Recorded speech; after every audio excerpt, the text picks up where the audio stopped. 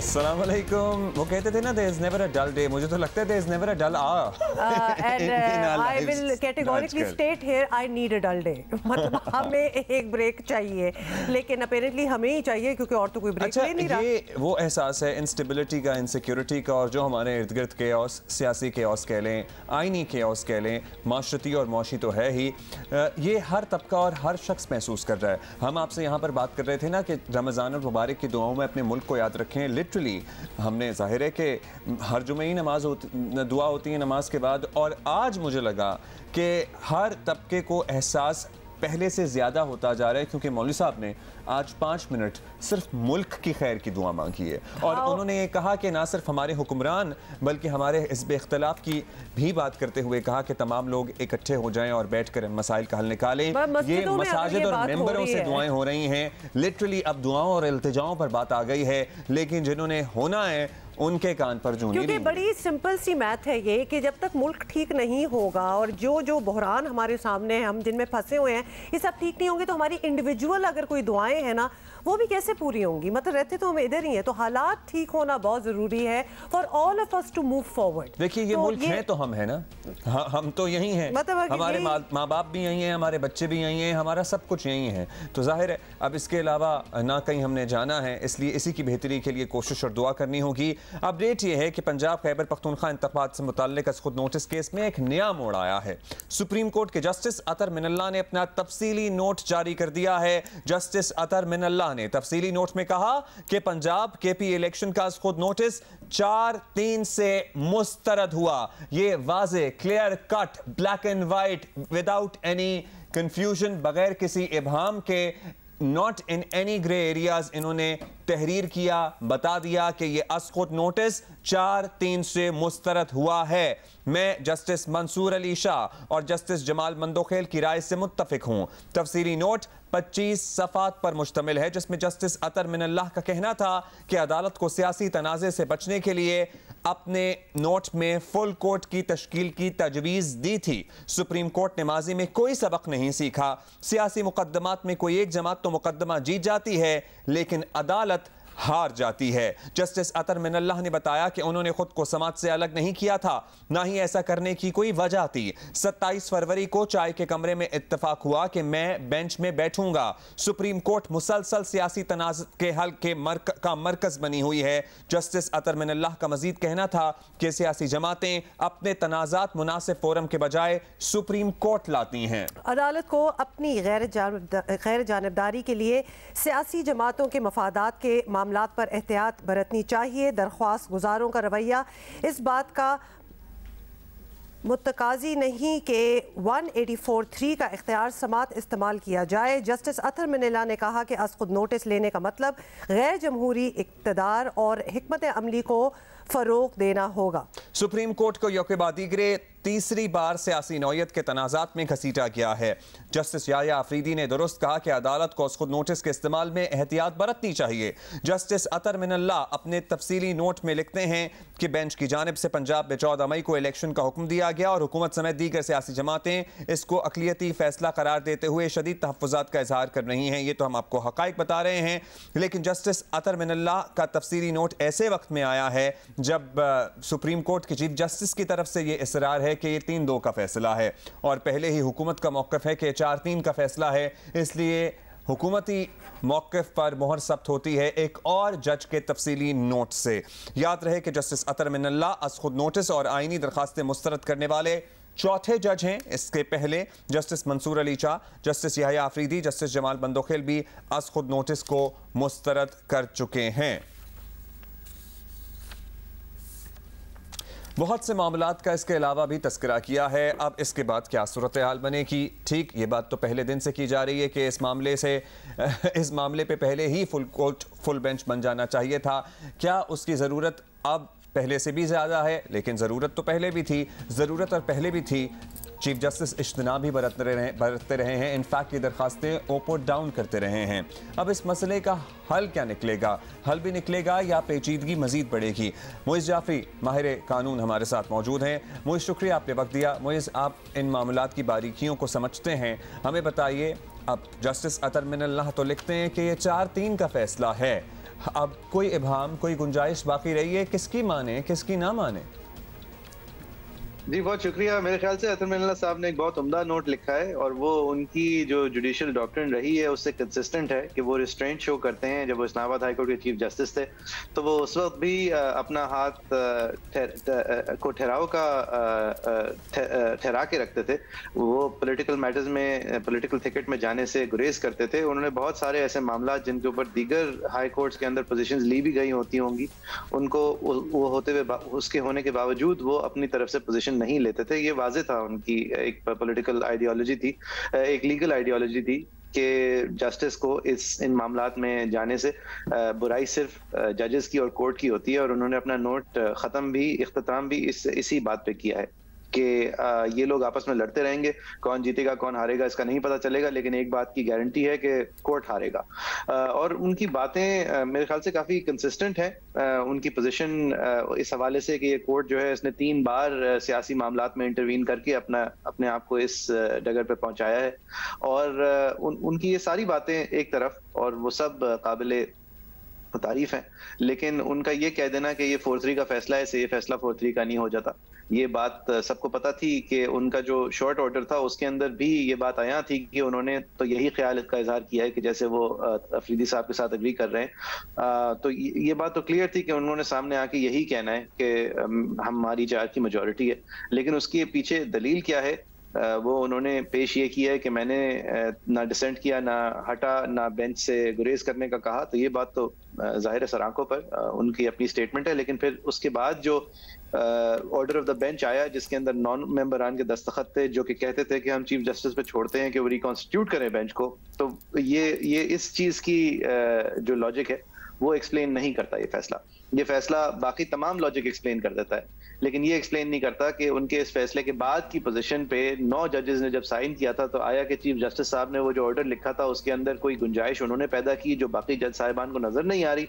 ये फिर एक अलग बहस है, लेकिन इनके कह देने से वो फैसला जो है अक्सरियती फैसला नहीं बन जाता। लेकिन ये बात जरूर है कि ये इसको कानून के दायरे के बाहर अगर आप सियासत के मैदान में देखें तो ये बिल्कुल जिस तरह आपने तमीद बांधी, ये हुकूमत के हाथ मजीद स्ट्रेंथन होंगे। इससे हुकूमत मजीद आगे बढ़ के और उज़्र इस्तेमाल कर सकेगी कोर्ट के खिलाफ।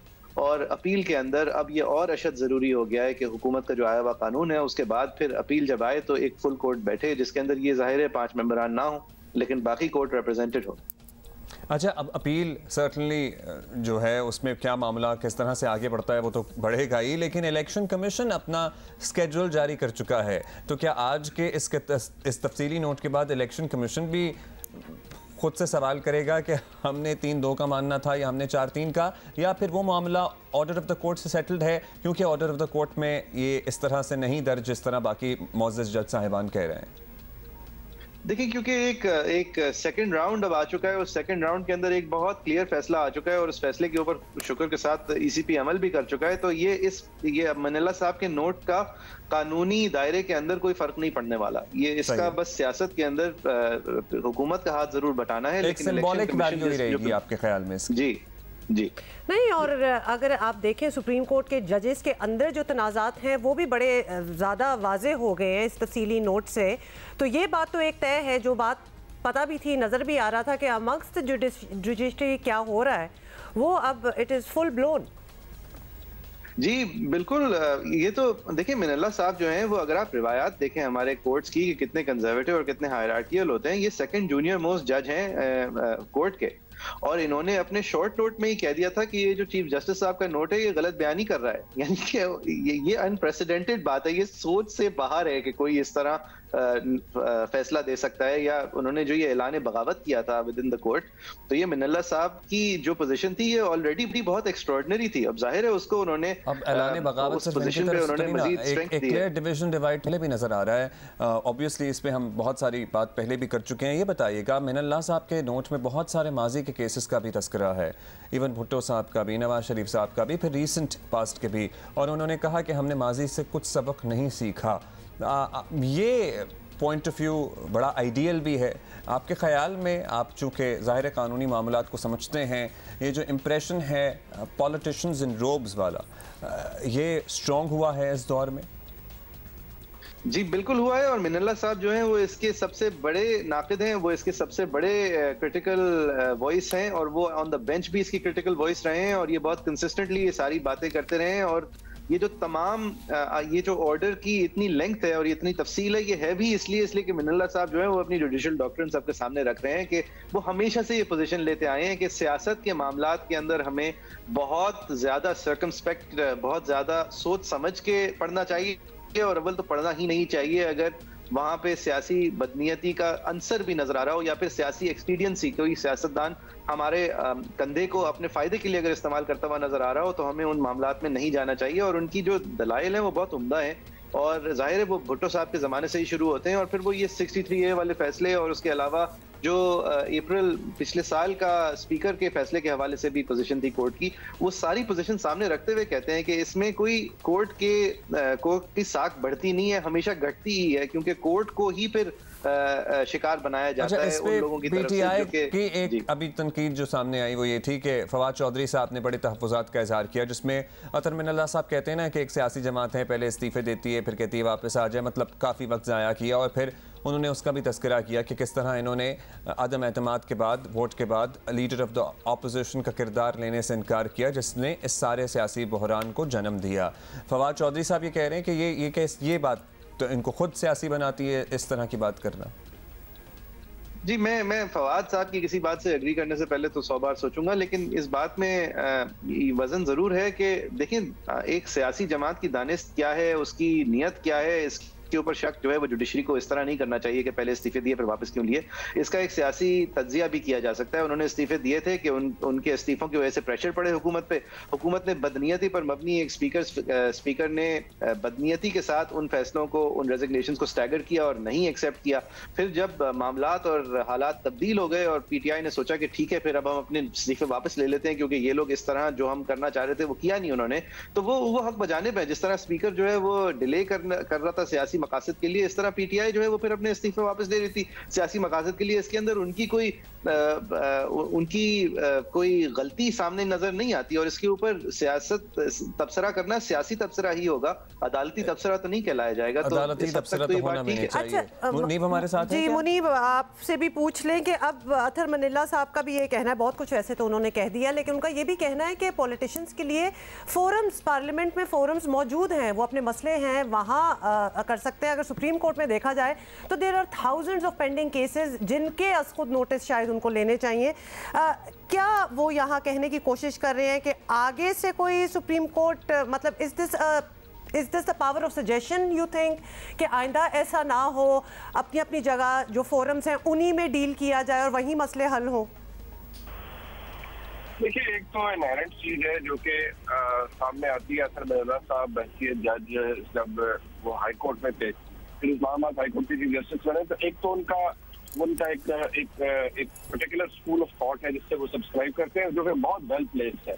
और मैं समझता हूँ कि वो जो प्योरली को एकेडमिक हो, वो से समझ पाएगा कि वो समझते हैं कि अदालत का फोरम इस्तेमाल किसको नहीं करना चाहिए, और अदालत को खुद भी अपने आप को इस्तेमाल नहीं करने देना चाहिए। तो वो उनकी बात दुरुस्त है कि जहाँ पॉलिटिकल क्वेश्चन आ जाएगा, वैसे तो डॉक्ट्रिन भी है, पॉलिटिकल क्वेश्चन भी हम सदियों से मौजूद है, तो उसके ऊपर कोर्ट ने जो है वो बड़े कॉशियसली जाना होता है। प्रॉब्लम यहाँ ये है कि जो बातें आज अतर मिनल्ला साहब ने डॉक्यूमेंट की हैं, एक तो देखिए कोई इंतजामी मामलात है, ठीक है, उसके बारे में उन्होंने निशानदेही कर दी। फिर उन्होंने ये बताया कि पॉलिटिकल क्वेश्चन जो है उसकी बैकग्राउंड क्या है और क्यों अदालत को इसमें नहीं पढ़ना चाहिए था। तीसरी बात यह है कि जो मेरे लिए बहुत मायूस कुन है, जो बातें उन्होंने बताई हैं वहाँ गालिबन पैरा 19 के अंदर, वो एक एलिमेंट जो जाहिर करती है वो बड़ा खतरनाक है और वो बददयानती का है। और वो इस बात से मंसूब हो रहा है कि वो ये बता रहे हैं कि मैं तो सारे प्रोसेस के अंदर, मैं तो बेंच का हिस्सा था, मैं बेंच से कभी अलग हुआ ही नहीं, तो ये तासुर देना कि मैं बेंच के अंदर शामिल ही नहीं, ये बड़ी गलत बात है। साथ उन्होंने भी उस बात के ऊपर मोहर साबित की है कि ये पिटीशन जब आई तो ये 4-3 से रिजेक्ट हुई। दूसरी बात ये है, एक और बल्कि पांचवी बात ये है कि जो मामलात अदालत के अंदर एक दफा आ जाते हैं, अदालत को सद एहतराम ये देखना चाहिए कि आपको जब इस बात का इदराक है कि राइट ऑफ अपील नहीं है किसी के पास सुप्रीम कोर्ट के बाद, और तो कोई अदालत नहीं है ना इससे, तो सुप्रीम कोर्ट तो है नहीं, तो आपको बड़ा कॉशियसली ट्रीट करना चाहिए। एक मामला रिस्पेक्टिव हाई कोर्ट्स के अंदर पेंडिंग है, आप क्यों उसको इतनी जल्दी, आपकी उजलत क्या है कि मामला गुलाम महमूद डोंगर की पिटीशन का है और उनके सर्विस मैटर का है और वहां से एक नोट आता है जज साहिबान का और आप उसके ऊपर चीफ जस्टिस साहब सुमो मोटो नोटिस देके और बेंच बना दिया। लेकिन फिर जब दो जज साहिबान इनिशियली कह देते हैं कि भाई ये डिसमिस्ड है, दो साफ कह देते हैं, आप कहते हैं नहीं बेंच का हिस्सा ही नहीं है, तो ये बड़ा तबाहकुन है हमारे मुल्क की अदलिया के लिए। और एक ये तो डिसाइड हो गया मुनीब, तबाहकुन है, मतलब तबाही हो भी रही है, हो चुकी भी है। ये बताइए अब कि जो 4-3 का इन्होंने कैटेगोरिकली लिखा कि ये तो 4-3 से मुस्तरद हो गया, बस इसकी एक सिंबॉलिक वैल्यू है, इसका एक मोरल प्रेशर ही है या इसका एक्चुअल कोई फ़र्क भी पड़ेगा इससे? देखिए बात यह है कि चीफ जस्टिस साहब बहरहाल चीफ जस्टिस ऑफ पाकिस्तान है, बेंचेस बनाने का इख्तियार उनके पास है। फेयरनेस को अगर अडॉप्ट करना है तो उन्होंने करना है, नहीं किया तो बदकिस्मती से उन्होंने नहीं किया। आज जो अदालत के अंदर जो फैसला इनफील्ड है वो वही है 3-2 को जिसको वो कह रहे हैं कि, और उसके बाद भी उसकी इम्प्लीमेंटेशन के लिए जो मामला सामने आया कि वायलेशन हो रही है, उसके बाद भी जो जज साहिबान ने फैसला दिया है वो अब 3 मेंबर बेंच है, उसका फैसला है और वो ये कह रहे हैं कि इलेक्शन करवाना है। जज साहिबान 1 मार्च के फैसले के हवाले से ये कहेंगे और अभी तक जनाब चीफ जस्टिस साहब की जानिब से एक बड़ा इम्पार्टेंट कमेंट आया है जिसमें उन्होंने गालिबन उस 2-3 दिन पहले जो ऑर्डर आया था उसके पैरा 10 में था कि नहीं वो 4-3 का नहीं था, ये समझने में गलती है या ये मिस्टेकन एजम्पशन है किसी की। ऐसा नहीं है, एक जज से मिस्टेकन एजम्पशन हो सकती है, 2 से हो सकती है, भाई 4 जजेस से तो नहीं होंगी ना। या तो फिर वो LLB पार्ट 1 के स्टूडेंट्स हैं और बता देते सारे जज साहिबान और उनको कानून और आइन का पता नहीं है और सिर्फ इज्जतमाब चीफ जस्टिस साहब को पता है कि हम ख्याल जज साहिबान को पता है। इस क्रिटिसिज्म तक लाने के लिए अतर मिनल्ला साहब ने जो चीजें पॉइंट आउट की है वो चीफ जस्टिस साहब पूरी अदालत को खुद लेकर आए हैं। राइट अच्छा अब हम जी मुनीब और मुई जाफरी अब हमारे साथ हैं। सलाउद्दीन अहमद साहब माहिर कानून ने भी हमें ज्वाइन किया है, उनसे भी हम जरा समझने की कोशिश करेंगे। समझना ये है कि व्हाट नेक्स्ट। अब जिसका तफसीली नोट आ रहा है, जैसे जस्टिस अतर मिनल्ला का भी आया है और उन्होंने भी जिक्र किया कि ये बात ऐसी थी कि इस पर फुल कोर्ट ही होना चाहिए। हुकूमत ये कहती है, अपोजिशन भी यही कहती है, रेयर मोमेंट जहाँ हुकूमत और अपोजिशन भी इस बात पे इन अग्रीमेंट है कि फुल कोर्ट ही होना चाहिए था। सलाउद्दीन साहब अब फुल कोर्ट बन सकता है, कोई चांस है इस चीज का? अगर रिव्यू पिटिशन दायर होती है और या सुप्रीम कोर्ट खुद ही इस मामले को रिव्यू जुरिस्डिक्शन एक्सरसाइज करती है, वो भी हो सकता है, तो फिर फुल कोर्ट बनाया जा सकता है बिल्कुल।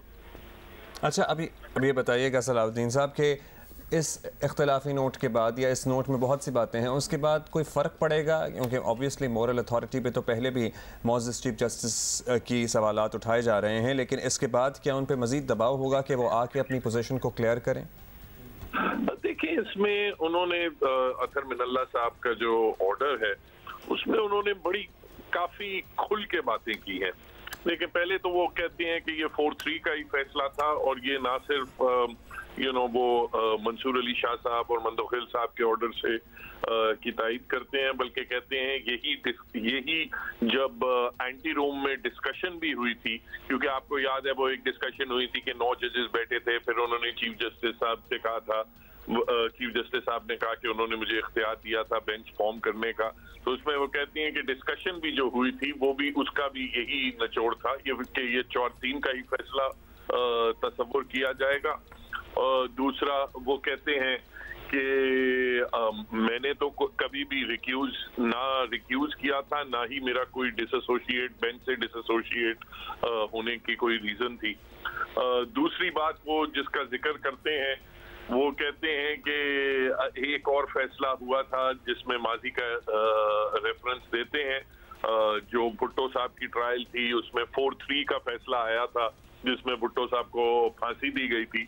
उसका कहते हैं कि उस केस में भी एक दरखास्त दी गई कि चीफ जस्टिस साहब को इसमें बेंच की फॉर्मेशन नहीं करनी चाहिए और उनको रिक्यूज करना चाहिए, और उस मौके पे भी चीफ जस्टिस साहब का ऑर्डर यही आया था कि ये मुकम्मल इख्तियार जो है ये बेंच फॉर्मेशन का ये चीफ जस्टिस के हाथ में है और कोई उससे ये इख्तियार छीन नहीं सकता। कहते हैं उसके बाद ये सुप्रीम कोर्ट की उस बेंच के मेंबर ने ही इस बात का फिर पब्लिकली एडमिट किया कि वो बेंच जो थी वो पॉलिटिकली मैनेज हुई थी। तो ये काफी अपना तल्ख बातें उन्होंने जिक्र किया है उसमें फिर वो मुनीब अख्तर साहब का की जजमेंट साइड करते हैं, जिसमें मुनीब अख्तर साहब ने एक डिसीजन में ये कहा था कि चीफ जस्टिस की जो पावर है सुओ मोटो लेने की और बेंचेस बनाने की, उसकी वजह से एक इम्बैलेंस क्रिएट हो गया है और वो इम्बैलेंस ठीक करने की जरूरत है। तो कहते हैं बेंच फॉर्मेशन जो है वो आर्टिकल 184(3) में जिक्र सुप्रीम कोर्ट का है और सिर्फ चीफ जस्टिस का नहीं है। लिहाजा चीफ जस्टिस की जो पावर है बेंचेस तश्कील करने की वो भी ट्रांसपेरेंटली और फेयरली एक्सरसाइज होनी चाहिए। उसके अलावा उन्होंने ये भी कहा है कि फर्क वोट ऑफ नो कॉन्फिडेंस और इस केस में ये था कि उस केस में उस केस में 12 जजेस की रिकमेंडेशन थी कि सुओ मोटो लिया जाए और नीचे किसी भी हाई कोर्ट के अंदर कोई प्रोसीडिंग्स नहीं चल रही थी, जबकि इस केस में पीटीआई ने खुद ही पिटिशन फाइल की थी लाहौर हाई कोर्ट में और लाहौर हाई कोर्ट ने उनकी पिटिशन अलाउ कर दी थी। तो उस सिनेरियो में सुप्रीम कोर्ट का मामले के अंदर एंटर करना कोई अच्छा इस्लाउद्दीन साहब, अब्दुल मोइज़ जाफरी, मुनीब फारूक, तीनों से एक सवाल करना है हमने, क्योंकि अभी तक जो आवाम है और पर्टिकुलरली वो तो सियासतदानों को भी सुन रहे हैं ना। हमारी पार्लियामान ने करारदाद में मंजूर की जिसमें रिस्ट्रिक्ट किया गया कि भाई कोई पैसे वैसे जारी ना किए जाएं हुकूमत को, क्योंकि फैसला पार्लियामान के मुताबिक उसके मेंबरान के मुताबिक 4-3 का है। तो अब्दुल मोइज़ जाफरी साहब, आपके मुताबिक ये 4-3 का फैसला है, ये 3-2 का है, या आपकी नज़र में अभी ये इबहाम बरकरार है? ये 3-2 का फैसला है। ये सवाल जो है उसको जरूरी ही नहीं होना चाहिए था। ये मुकम्मल तौर पे हमारे चीफ जस्टिस की गलती है कि इस मामले में हम उलझे हैं, ना कि इस बात पर कि एक आईनी फर्ज है कि 90 दिन में इलेक्शन कराया जाए। ठीक, मुनीब आपकी क्या राय है इसी सवाल पे? देखिए, ये बात मैं एग्री करूंगा इस बात पे कि चीफ जस्टिस साहब अगर इस मामले को इस तरह से हैंडल ना करते तो शायद आज हम यहाँ ना होते जहाँ हम खड़े हैं। इतनी तनकीद अगर सुप्रीम कोर्ट पर हो रही है उसकी वाहिद जिम्मेदारी चीफ जस्टिस साहब की है। उन्होंने इसके अंदर अपने मनपसंद इकदाम किए हैं और उन्होंने, मैं दोबारा कहूंगा, उन्होंने फेयरनेस का जो प्रिंसिपल है उसको बहुत बुरे तरीके से कॉम्प्रोमाइज किया, बल्कि ब्रीच किया है। तो आपकी नजर में इबहाम बरकरार है या आपने कोई डिसाइड कर लिया है नंबर इसका? देखिए, ऑपरेटिव फैसला तो इस वक्त 3-2 का है, लेकिन अगर ये फैसला हुकूमत का 4-3 है तो मैं नहीं मानूंगा। लेकिन जब जज साहबान कह रहे हैं जिन्होंने ऑफर किया जजमेंट के 4-3 का है, तो मैं समझता हूँ कि मैं कन्विंस नहीं हूँ कि ये 3-2 का फैसला है। सही। सलाउद्दीन साहब, आपकी क्या राय है इस पे? देखिए, मैं समझता हूँ बिल्कुल इसमें कंफ्यूजन है और कंफ्यूजन दूर करने का तरीका बहरहाल वही फुल कोर्ट का है। देखिए, एक बात है कि एक और चीज मैं कहूँगा, देखिए जब हम ये कहते हैं और खुल के कहते हैं कि हुकूमत इलेक्शन से अवॉइड क्यों कर रही है, तो जो लॉजिकल रीजन समझ में आता है वो यही है कि ये हुकूमती पार्टीज जो हैं वो इलेक्शन रिजल्ट से खौफजदा है। उसी सिनेरियो में जब आप ये पूछें कि फुल कोर्ट क्यों नहीं बन रहा, तो उसमें भी तो फिर सवालात उठेंगे ना। तो मैं समझता हूँ लॉजिकल यही सलूशन था कि फुल कोर्ट बनाया जाए, अभी भी बनाना चाहिए। आपके ख्याल में फुल कोर्ट ही इस मामले को हल कर सकता है? बहुत शुक्रिया सलाउद्दीन अहमद साहब, मुनीब फारूक एंड माहिर कानून अब्दुल मोइज़ जाफरी, थैंक यू। सबसे बड़ा सवाल ये बनता है कि ईसीपी ने क्या करना है। मतलब लिटरली वो तो इस वक्त बैठे होंगे कि हमें ऑर्डर्स भी हैं और फंड्स भी नहीं हैं और हम जवाबदेह भी हैं, तो हमने आगे किस तरह बढ़ना है। तो ये भी एक बहुत बड़ा सवाल है। सारे माजी के फैसलों का तस्करा किया। आज ये जो तफसीली 25 सफ़हात पर मुश्तमिल फैसला सामने आया है जस्टिस अतहर मिनल्लाह की तरफ से, और उन्होंने माजी से सबक ना सीखने का भी तस्करा किया। माजी से सबक चूँकि हम नहीं सीखते हैं और हमारी रिवायत ही नहीं है ये, इसलिए एक केस जिसके नताइज पूरी कौम ने भुगते और जिससे सबक नहीं सीखा गया वो था जुल्फ़िकार अली भुट्टो साहब का केस, जिसमें उन्हें फांसी दी गई। और जस्टिस अतहर मिनल्लाह ये लिखते हैं कि it is a matter of record that one of the जजेस on the bench had later publicly indicated that the proceedings may have been influenced, कि एक मुअज़्ज़िज़ जज साहब जो इस बेंच का हिस्सा थे, उन्होंने बाद में पब्लिकली अवामी सतह पर यह तस्लीम किया कि ये अदालती कार्रवाई इन्फ्लुएंस थी, यानी इस पे असरअंदाज हुआ गया था। The advisory jurisdiction of this court was invoked in 2012, questioning the legitimacy of the verdict, and reference has not been decided as yet. जैसे कि बिलावल भुट्टो भी कह रहे थे कि वो जो रेफरेंस एक दायर किया गया है उस पर कोई पेशरफ नहीं हो सकी है। वज़ीर आज़म ने भी कौमी असम्बली के फ्लोर पर खड़े होकर ये कहा था। बिल्कुल, अब ये पब्लिकली एक्नॉलेज या एक्सेप्ट करना इस मामले को कि ये बेंच या इसके फैसले या अदालती कार्रवाई इन्फ्लुएंस थी, ये कब हुआ था? ये जियो न्यूज़ पर ही एक्चुअली हुआ था। एब्सोल्युटली। तो बहुत सी चीज़ें जो बहुत से कंफ्यूजन या फिर डाउट्स पिछले केसेस के भी कभी होंगे, अब सब चूंकि अभी बात हो ही रही है तो हमने अपने आर्काइव्स में से एक क्लिप निकाला है। जस्टिस नसीम हसन शाह जो इस बेंच का हिस्सा थे, वो क्या कह रहे हैं ये सब सुनिए। सर, आप डिसेंडिंग नोट तो दे सकते थे ना? दे तो सकता था, मगर यानी मेरे ख्याल में इसमें कुछ थोड़ी सी हमारी भी कमजोरी है और कुछ उसकी या बख्तियार की भी थी, यानी जिद उसने हमें एक किस्म का नाराज कर दिया। या मुख्तार ने आपको नाराज कर दिया, लेकिन सर आप खुद तस्लीम करते हैं कि ये भुट्टो को ये मिलना चाहिए था, ये बेनिफिट ऑफ डाउट मिलना चाहिए था। ये तो अगर इसको आप जाती तौर पे तस्लीम करते हैं जैसा आपने माना, तो अगर आप डिसेंडिंग नोट लिखते थे तो आज पाकिस्तान की तारीख मुख्तलिफ ना होती? पता नहीं मुख्तलिफ होती या नहीं होती, मगर कम से कम उसकी जान बच जाती, और मुझे भी इसका बाद में काफी अफसोस रहा। ब्रेक लेंगे हम। Welcome back. एक इदारा जो बरसों से काम कर रहा है, जिसपे हम सब का एतमाद ऐसे ही नहीं उनकी कारकर्दगी की वजह से कायम हुआ, और ये एतमाद इन्होंने कभी टूटने नहीं दिया, वो है द सिटीजन फाउंडेशन, जिनसे ऑलमोस्ट हम हर साल बात करते हैं, और ख़ास तौर पे इस महीने में तो ज़रूर बात करते हैं, बिकॉज ये स्कूल्स जो हैं they are run through your zakat and your donations from all over the world, not just Pakistan. और क्या गज़ब का काम करें। अच्छा, इनके स्कूल्स ऐसे हैं जो कि हम खुद जाके फिर के आए हैं, सो वी नो एग्जैक्टली कि आपका पैसा, आपकी ज़कात जो है वो किधर जाएगी। TCF असफंदियारी नायद साहब हमारे साथ मौजूद हैं। असफंद साहब, अभी ऑन एयर आने से पहले हम बड़ी अच्छी बात कर रहे थे, और एक बात जिस पे मैंने कहा वह क्या बात है, उसी से शुरू करते हैं। जब हम एक्चुअली अपने घरों में भी ज़कात दे रहे होते हैं तो किसी की बीमारी, किसी का इलाज, किसी की शादी एटसेट्रा हमारे जहन में आता है, क्या उसकी मदद करते हैं। तालीम का नहीं आता ख्याल। जी, ये एक बड़ा अजीब सी चीज़ है कि अगर आप ज़कात का नाम लें, आंख बंद करें, तो पहली चीज़ क्या तीसरी चीज़ भी तालीम जो है वो नहीं आती है। और अगर तालीम पे हम ज़कात देना शुरू कर दें और फोकस हमारा तालीम पे हो जाए, तो मैं इस बात की आपको यकीन दहानी करा सकता हूँ कि आने वाले सालों में पाकिस्तान में आप ज़कात ढूंढने वाला देख रहे होंगे बंदा नहीं मिलेगा। वो बकौल इकबाल के कि हम तो माइल व करम है, कोई साइल ही नहीं। तो आप ज़्यादा से ज़्यादा दें तालीम पे ज़कात। तो जो मैं बात कर रहा था कि 1890s में स्वीडन जो है उसका बर्थ रेट और इकोनॉमी जो थी वो लो इनकम अफ्रीकन कंट्रीज़ के बराबर थी। लेट 40s में उसकी इकोनॉमी जो है वो इजिप्ट के बराबर थी। एंड 2023 में हमें पता है कहाँ है, बिकॉज डायरेक्ट कोरिलेशन जो है वो क्वालिटी एजुकेशन से है इसका। राइट, क्वालिटी एजुकेशन से, and that is what you provide eight TCF। ये बताएं, इस वक्त आपके हैं 1833 स्कूल्स। हर साल किस तरह स्कूल्स कितने बढ़ते हैं? देखिए, ऑन एन एवरेज जो 28 साल से हम तकरीबन हर हफ्ते एक स्कूल कमीशन कर रहे हैं। सो तकरीबन 50 स्कूल्स जो हैं हर साल हम कमीशन करते हैं।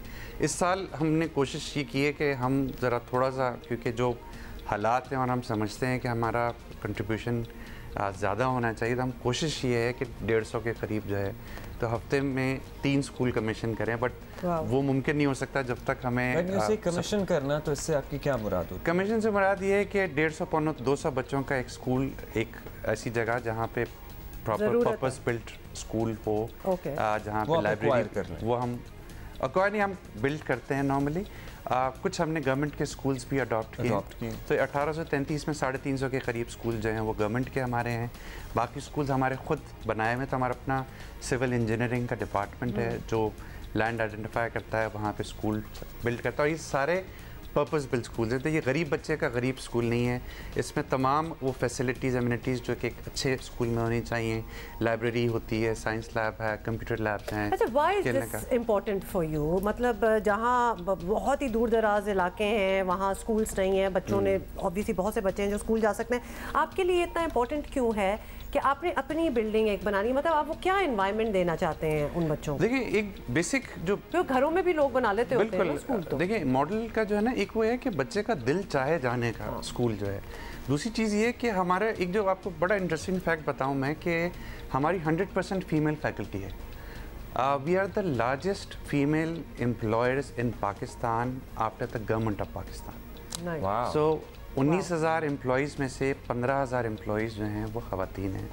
सो हम सिर्फ तालीम नहीं मुहैया कर रहे, हम वुमेन एम्पावरमेंट में एक बहुत कलीदी किरदार जो है वो पाकिस्तान के अंदर है। सो पेरेंट्स जो हैं वो बहुत कंफर्टेबल फील करते हैं जब उनको पता चलता है कि सिर्फ ख़वातीन वहाँ पर हैं, तो ख़ास तौर पे अपनी बेटियों को भेजने में। सो आपकी सुन के खुशी होगी कि 50% हमारी जो एनरोलमेंट है वो फीमेल एनरोलमेंट है। और ऐसे बहुत से इलाके हैं जहाँ पर हम यूजुअली लोग नहीं बच्चियों को आगे पढ़ाते या नहीं पढ़ाते, वहाँ पे भी आप लोगों ने स्कूल जब कायम किया over the period of years लोग आए। बिल्कुल सर, इट्स अ मिथ कि पेरेंट्स अपने बच्चों को स्कूल या बच्चियों को स्कूल नहीं भेजना चाहते, चाहे कितना रिमोट इलाका हो।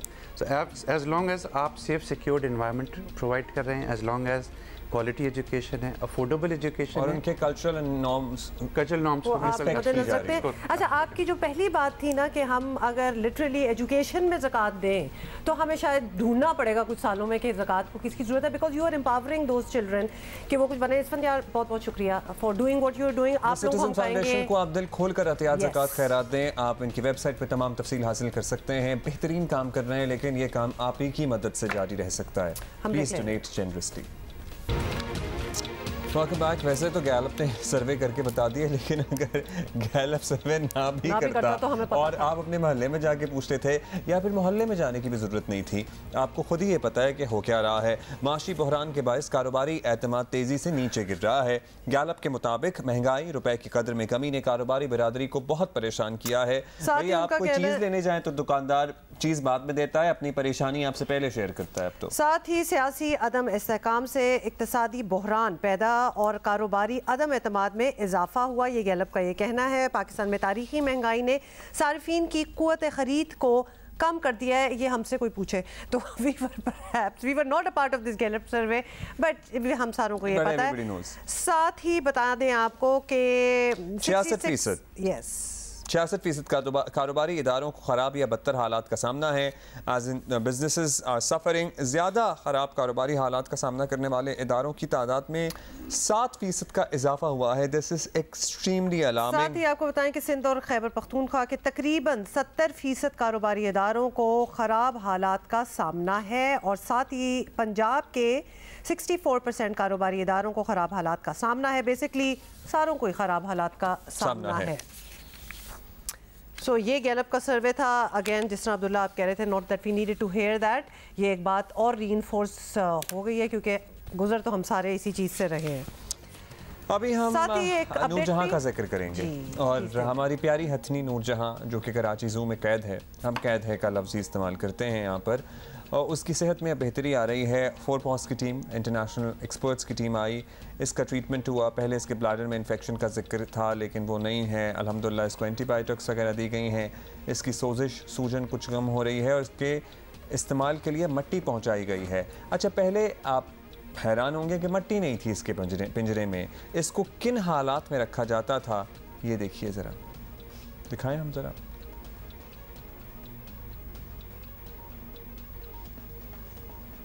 कंक्रीट का एक्चुअली फर्श था। मैं जरा फुल स्क्रीन इनके मनाज़िर देख के जरा दिखा दें, क्योंकि ये भी बड़ी बात होती है। हम अक्सर बड़े हार्ड सरफेस पे जानवरों को छोड़ देते हैं, they are not used to that.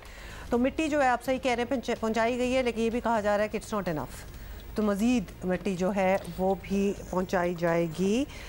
लेकिन गुड टू सी कि काम हो रहा है, ये बड़ी इंपॉर्टेंट बात है, वरना जिक्र तो बहुत देर से हो रहा था कि हथनी जो है सही बीमार है या फिर माइट नॉट इवन सर्वाइव। हमारे पास ब्रेकिंग न्यूज़ है, आपको पता ही है, जैसे अतर मिनल्लाह के तफसीली फैसले, उसमें इख्तिलाफी नोट और बहुत से अहम निकात पर हमने तफसील से इस पर बात की थी। अब सियासी रद्द-ए-अमल भी सामने आ रहा है। चीफ ऑर्गेनाइजर मुस्लिम लीग नून मरियम नवाज ने बयान दिया है और कहती हैं कि इमरान खान की हिमायत में चीफ जस्टिस उमर अता बंदियाल ने कानून और आइन की खिलाफ वर्जी की है। इख्तियारात के गलत इस्तेमाल ने सुप्रीम कोर्ट में बगावत जैसी सूरत हाल को जन्म दिया। नामवर जजेस ने चीफ जस्टिस के तर्ज अमल और तासुब पर संगीन सवालात उठा दिए हैं। आज तक किसी चीफ जस्टिस पर इस किस्म के मिसकंडक्ट के इल्ज़ामात नहीं लगे। तहरीक इंसाफ की तरफ चीफ जस्टिस का झुकाव नुमायां है। चीफ जस्टिस उमर अता बंदियाल को इस्तीफ़ा देना चाहिए। मरियम नवाज जो कि चीफ ऑर्गेनाइजर है मुस्लिम लीग नून की, सीनियर रहनुमा मुस्लिम लीग नून की, उन्होंने चीफ जस्टिस के इस्तीफ़े का मुतालबा करते हुए ये कहा है कि उनका झुकाव, चीफ जस्टिस उमर अता बंदियाल का झुकाव पाकिस्तान तहरीक इंसाफ की तरफ नुमायां है। और कहती हैं मरियम नवाज के इमरान खान की हिमायत में चीफ जस्टिस उमर अता बंदियाल ने आईन व कानून की खिलाफ वर्जी की है। इख्तियारात के गलत इस्तेमाल ने सुप्रीम कोर्ट में बगावत जैसी सूरत हाल को जन्म दिया है। नामवर जजेस ने चीफ जस्टिस के तर्ज अमल और तासुब पर संगीन सवाल उठा दिया है। साथ ही उनका कहना था कि आज तक किसी चीफ जस्टिस पर इस किस्म के मिसकॉन्डक्ट के इल्ज़ामात नहीं लगे। तहरीक इंसाफ की तरफ चीफ जस्टिस का झुकाव नुमायां है। और साथ बहुत बड़ी स्टेटमेंट, उनका कहना था चीफ जस्टिस उमर अता बंदियाल को इस्तीफ़ा देना चाहिए।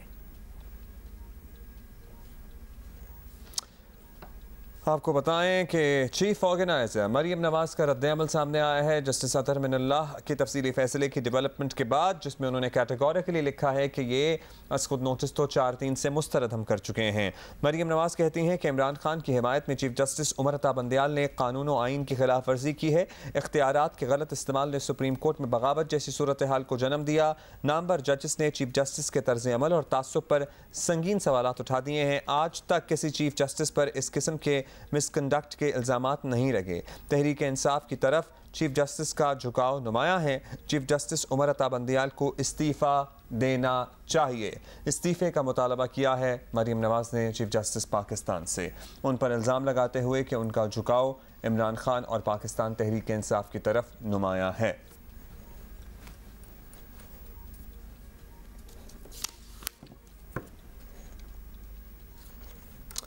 ये ट्वीट है जिसमें बिल्कुल 15 मिनट पहले ही उन्होंने ये ट्वीट किया। अगर आप चाहते हैं तो मैं आपको अंग्रेजी में भी सुना देती हूँ। और CJP Umar Ata Bandial has committed flagrant violations of law and constitution to favour IK/PTI. This blatant abuse of authority has led to an unprecedented revolt-like situation in the Supreme Court of Pakistan. Judges of impeccable repute have raised serious questions on CJP's conduct and bias. फिर उनका कहना है, no chief justice has ever been accused of such misconduct. His tilt towards PTI is glaring. CJP Bandial must resign. Resign उन्होंने capital letters में लिखा है। काफ़ी forceful language जो है वो भी यूज़ की है उन्होंने। और हैशटैग भी लगाया है, गो होम बंदियाल। हैशटैग लगाने का आपका मतलब आपको पता है ना कि सोशल मीडिया पे होता है। इसको शुरू करें, इस हैशटैग को, इसको शेयर किया जाए, इस पे मजीद एडिशंस की जाएं। And this is the latest tweet from Maryam Nawaz. Zaman Park पहुंचो, वो भी एक हैशटैग होता है। मतलब हैशटैग्स तो आपको पता चल रहे होते हैं। खैर एनीवे 15 मिनट पहले मैंने बहुत एंजॉय किया क्योंकि इसमें मीम्स बहुत आते हैं ना। मीम्स हर हैशटैग पे आते हैं तो इस पे भी आप देख लेना, कुछ ना कुछ तो अच्छा, अभी हम सरगोदा जाएंगे। क्यों? और सरगोदा हमारा वेट कर रहे हैं मलिक असगर। फेनियों की कोई सिचुएशन चल रही है? अभी तक लोग खा रहे हैं फेनियां। भाई ये तो 2-4 रोज़ों का शौक होता है, फेनियां पूरा रमज़ान, कोई सेहत का ख्याल नहीं है आप लोगों को? मलिक असगर फ्रॉम सरगोदा। सरगोदा के ज़्यादातर लोग हैं वो दूध दही का ज़्यादा इस्तेमाल करते हैं। इसके साथ साथ जो हल्की फुल्की गज़ा है फेनियाँ, वो फेनियाँ यहाँ पर बहुत ज़्यादा इस्तेमाल की जाती हैं। शहर में दर्जनों मकामात पर सड़कों के किनारे फेरियाँ न सिर्फ तैयार की जा रही हैं बल्कि फ़रोख्त भी की जा रही हैं। मैदे को खुसूसी तौर पर घी में जो गूंदा जाता है उसके बाद ही इस फेनियों को तैयार किया जाता है। लोगों का कहना है कि चूँकि रमज़ानुल मुबारक के दौरान उनकी कोशिश होती है कि ज़्यादा हैवी खाना ना खाया जाए, जिसकी वजह से उन्हें प्रॉब्लम का सामना करना पड़ता है। यही वजह है कि दूध दही के साथ साथ यहाँ के लोग ज़्यादातर फेनियाँ का इस्तेमाल करते हैं। फेनियाँ अगरचे दूध के साथ भी इस्तेमाल की जाती हैं, लेकिन लोग चाय में डालकर भी फेनियों का भरपूर लुत्फ़ उठाते हैं। जी, मुझे नहीं पता था ये एक्चुअली बनती। तो ये फ्राई होके भी इतनी थिन कैसे है? देसी घी में मैदा गूंद के देसी घी में फ्राई हो रहा है। और हमारे दोस्त मासूम मलिक असगर कह रहे हैं कि हल्की फुल्की ग़िज़ा है। अच्छा, आयरनी देखें कि अभी हमने दोबारा दिखा रहे हैं आपको, कहीं आप मिस ना कर गए हो कि तेल का मतलब देसी घी का अमाउंट आप देखें, मैं तो फिर भी खा लूँ। और कोइंसिडेंटली आज वर्ल्ड हेल्थ डे भी चल रहा है, तो दिखाने का शायद मकसद हमारा आपको यही था कि ये मत खाना प्लीज। हाँ, और ये बिल्कुल हल्की फुल्की नहीं है। और फेनी खाने का शौक होता है, हर एक को होता है भाई। 2-4 रोजों के बाद बस आपका शौक दम तोड़ देना चाहिए आपको अपने इस मुझे अच्छी भी लग रही है, क्रिस्पी भी लग रही है। अब्दुल्ला, इज दिस व्हाट जो जिससे कुनाफा बनता है, तो ये फेनी होती है? इसी तरह की सेवइयां होती हैं वैसे। होती तो सेवइयां ही हैं, मतलब और क्या होता है? This can be a really good alternative to ऊपर आप ये क्रीम आपने की वो चीज क्रीम जो होती है, कोई हेल्दी ऑप्शन नहीं है। आप कहेंगे कि हम सेवइयों को तो डिस कर रहे हैं, कुनाफे की तारीफ कर रहे हैं। नहीं, हम तारीफ क्या कर रहे हैं? सेवइयों को भी हम ये कह रहे हैं कि हेल्दी नहीं है, लेकिन होती तो बहुत मजे की हैं। गरम दूध में हल्की सी चीनी डाली हो और आपने सेवइयां डुबोई। अच्छा, बस कर दो, मतलब क्या खिलाएंगे इधर वर्चुअली? अच्छा, आज गर्मी भी ज्यादा है ना, तो आज जरा है रोजे की सूरत हाल, बिल्कुल रोजे की सिचुएशन है आज कुछ। वर्ल्ड हेल्थ डे है, भूल जाए उस कुनाफा और ये फेनियों को, क्योंकि अब आपने you have to take care of your health. और ये पाकिस्तान समेत दुनिया भर में आज सेहत का दिन मनाया जा रहा है। अक़वाम मुत्तहिदा के तहत ये दिन मनाने का आगाज़ हुआ वे बैक इन 1948 और इस साल का आलमी दिन का मौजू आपको बता दें, हेल्थ फॉर ऑल। तमाम लोगों के लिए जिनको सेहत की सहूलियात नहीं मिलती, उनके लिए भी बराबरी की सहूलियात मुहैया की जाएँ, कोशिश की जाएँ। तमाम लोगों को इलाज मुआलजे और बेहतर एनवायरनमेंट में रहने की आसाइश और ये अपॉर्चुनिटी, ये चांस मिले, यही इस बात को कहने और करने का मकसद है। और आज के दिन वैसे तो मैं कहता हूँ, if one thing, there is one thing that you should be thankful of to Allah मियाँ, शुड बी योर हेल्थ। बिल्कुल, it should be your health, क्योंकि लिटरली अगर वो नहीं है ना सही, कुछ नहीं फिर होगा। और किसी चीज़ को आप जिंदगी में एंजॉय भी नहीं करेंगे अगर आपको मिल भी जाए। आपके बच्चे, आपके वालिदैन, आपका कारोबार, आपके पैशंस, कुछ नहीं आपके लिए मानी रखता इफ़ यू आर अनवेल। तो अल्लाह ताला जो बीमार हैं उनको सेहतियाब करे और हम सबको सेहतमंद रखे। आमीन। ठीक है, अभी हम ज़रा बताएंगे आपको कि MQM क्या सोच रही है। एहतजाज जल्द से जुलूसों के जरिए हुकूमत पर दबाव डालने के बाद अब तहरीक इंसाफ ने नई हिकमत अमली पर काम शुरू कर दिया है। गुज़श्ता दिनों PTI के सदर परवेज़ इलाही ने MQM की क़यादत से टेलीफोनिक रब्ता किया और इसी तरह PTI बलोचिस्तान हुकूमत और GDA से भी राब्ते कर रही है। चौधरी परवेज़ इलाही ने वाज़ेह तौर पर कहा कि हुकूमत की इत्तेहादी जमातें हुकूमत से खुश नहीं है, सर्टनली नहीं होंगी। उन्हें लगता है कि MQM और PTI में जल्द बर्फ पिघलने वाली है। लेकिन कल वफाकी वज़ीर फैसल सत्तवारी ने जो कुछ कहा उसे देख कर तो ये मुश्किल लग रहा है। अब क्या कहा ये देख लें। दिसंबर 2019 में खालिद मकबूल सिद्दीकी साहब ने इस्तीफ़ा दिया इमरान खान साहब की काबीना से। जनवरी में हमारे इनसे मुज़ाकरात शुरू हुए, मार्च में तक हमारे इनसे मुज़ाकरात आगे चल रहे थे। मरदमशुमारी का हम इनको याद दिला रहे थे, लोकल गवर्नमेंट का, इन सारी की सारी चीज़ों का। अचानक हमें यह हुक्म दिया गया कि आपने काबीना ज्वाइन कर लेनी है अगले रोज़। जब हमने ये आर्ग्यू किया कि भाई क्यों ज्वाइन कर लें, हमारे तो ये मुतालबात हल नहीं हुए, तो आपको पता है क्या हुआ इमरान खान साहब की हुकूमत में? हमारे 7 कारकुनान की फहरिस्त बना के उनकी रातों रात गिरफ्तारी और टॉर्चर हुआ उनके ऊपर। और फिर जब हम मजबूरन, मैं एडमिट कर रहा हूं, काबीना में वापस हमें जाना पड़ा, मैं हलफन में आपको कह रहा हूं। सितंबर 2020 में कराची के गवर्नर हाउस में इमरान खान साहब को उनकी काबीना के चीदा अरकान के सामने मैंने ये बताया कि ये हुआ है, and now I am sitting with you. हालत मजबूरी में मैं आपके साथ बैठा हूं, it is not by choice. अच्छा, ये आपने सुन भी लिया, लेकिन ये बात किसी से ढकी छुपी भी नहीं कि MQM PTI हुकूमत के लिए लाइफ लाइन की हैसियत रखती थी और इसलिए MQM के हुकूमत से निकलते ही इमरान खान को घर जाना पड़ा था। आपको याद ही होगा, not too long ago. Pervaiz Elahi के दावे अपनी जगह, लेकिन जैसे दोनों जमातें एक दूसरे के खिलाफ बयानबाजी कर रही थी, वो भी देख लेते हैं। वैसे तो PTI के जो इतने बड़े लोग हैं जो ये कह रहे हैं, ये 3.5 साल तो खुद टेलीफोन एक्सचेंज में बैठ के हमें फ़ोन कराते रहे हैं। इनसे ये बात ये करते तो हंसी आती है मुझे। ज़कात खाने वाले खैरात में दे रहे हैं, फितरा चोरी करने वाले खैरात में दे रहे हैं, खिदमत खल्क फाउंडेशन की गाड़ियों में असला ले जाने वाले, उसके पैसे खाने वाले उसके नाम पे ज़मीनें कराची की कब्जा करने वाले खैरात दे रहे हैं, खाले छीनने वाले बंदूक की नोक पे खैरात में दे रहे हो। ये इस्तेकाम था कि कोई हार चुरा कर माशी इस्तेकाम करे, कोई घड़ियाँ बेच कर माशी इस्तेकाम करे, कभी भैंसे बेच दे वज़ीर आज़म हाउस की, ये माशी इस्तेकाम आपने में दिए। हमें मुर्गियों और अंडों पे लगा रखा है, तो मुर्गियाँ पालो, अंडे पैदा करो, ये करो, वो करो, ये माशी इस्तेकाम आपने इस कौम को दिया। पाकिस्तान के अवाम के लिए लंगर खाना आप और आपके महबूब दोस्तों के लिए तोशाखाना। महाजरों की 14 सीटें तो तुम्हारे पास थी, तुम अपने आप को महाजरों का नुमाइंदा क्यों नहीं समझते? हमें क्यों समझते हो? क्योंकि तुम्हें पता है कि वारदात हुई है 2018 के इलेक्शन में। आपको यकीन ही नहीं है कि आपके यहाँ के नुमाइंदे थे या रहेंगे या कभी आपने सोचा भी था। अभी फवाद चौधरी की गुफ्तगू सुन रहा था। कल को अगर बड़े अच्छे लोग हैं लेकिन 30 मतलब हाँ वो कह रहे थे बड़े अच्छे लोग हैं, एवरेज 30 बंदा मारा हुआ है। कल को कोई ऐसी सूरत हाल बनी कि MQM और दोबारा PTI का इत्तेहाद हो तो ये बातें हम दोबारा ऑब्वियसली चलाएंगे।